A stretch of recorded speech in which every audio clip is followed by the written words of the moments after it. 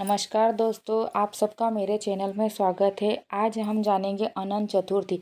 यह व्रत भाद्र पक्ष के शुक्ल पक्ष की चतुर्थी तिथि मतलब गणेश विसर्जन के दिन किया जाता है।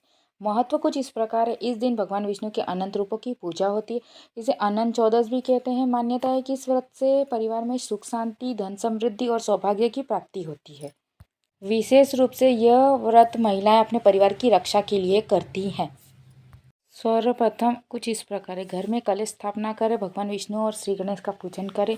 अनंत सूत मतलब 14 गांठ वाला धागा तैयार करें। अनंत सूत को भगवान विष्णु को अर्पित कर फिर दाहिने हाथ में बांधें। व्रत का कथा सुने और जरूर पढ़ें। उस दिन उपवास रखें और शाम को व्रत का समापन करें। कथा कुछ इस प्रकार है। आइए कथा चालू करते हैं। बहुत समय पहले एक ब्राह्मण था। उसकी पत्नी का नाम सुशीला था।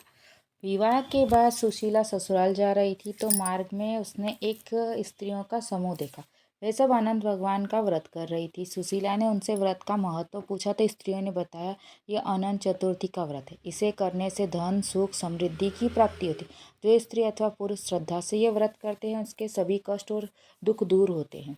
सुशीला ने भी वही 14 गांठ वाला अनंत सूत बनाकर व्रत किया और अपने हाथ में बांध लिया। उसके बाद उसके घर में सुख समृद्धि बढ़ गई। लेकिन एक दिन उसके पति ने वह धागा देखकर कहा, यह धागा क्यों बांधा है? यह सब अंधविश्वास है। उसने वह धागा फेंक दिया। उसके बाद उसके घर में सुख समृद्धि की कमी होने लगी, कष्ट बढ़ने लगे। सुशीला को इसका कारण समझ आ गया। उसने पूर्ण श्रद्धा से अनंत भगवान का व्रत किया। भगवान विष्णु की कृपा से उनके जीवन के सभी कष्ट दूर हो गए और वे पूर्ण सुखी जीवन जीने लगे। इस कथा का सारांश कुछ इस प्रकार। महाभारत काल में जब पांडव वनवास में थे तब श्री कृष्ण ने युधिष्ठिर को यह व्रत करने की सलाह दी। अनंत चतुर्थी का व्रत करने से पूर्ण राज सुख और वैभव प्राप्त हुआ। तभी से यह व्रत प्रचलित है। आप सबको यह कथा कैसी लगी कमेंट एंड लाइक करना ना मिलते हैं अगले वीडियो में। धन्यवाद।